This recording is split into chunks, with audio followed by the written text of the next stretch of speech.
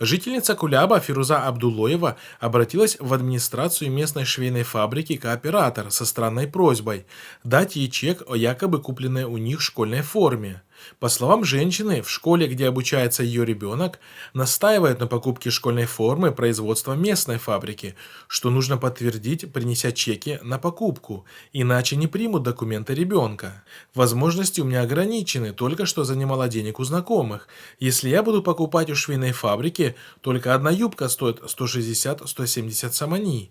Таких денег у меня нет, говорит она. Швейная фабрика женщине в просьбе отказала, поскольку она приобрела школьную форму для двух своих детей на рынке, сообщает Азади. С момента принятия закона о единой школьной форме в 2007 году родители таджикских школьников каждый раз сталкиваются с финансовыми трудностями в начале учебного года.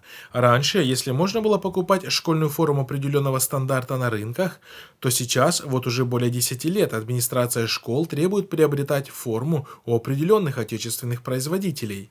Житель столицы на условиях анонимности рассказал редакции Хабархо, что в Душанбе все подобные швейные предприятия так или иначе связаны с чиновниками.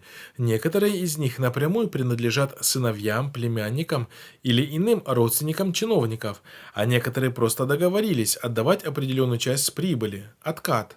Качество пошива и материала не соответствует цене одежды, в то время как на рынках страны за эту же цену можно приобрести школьную форму гораздо лучшего качества.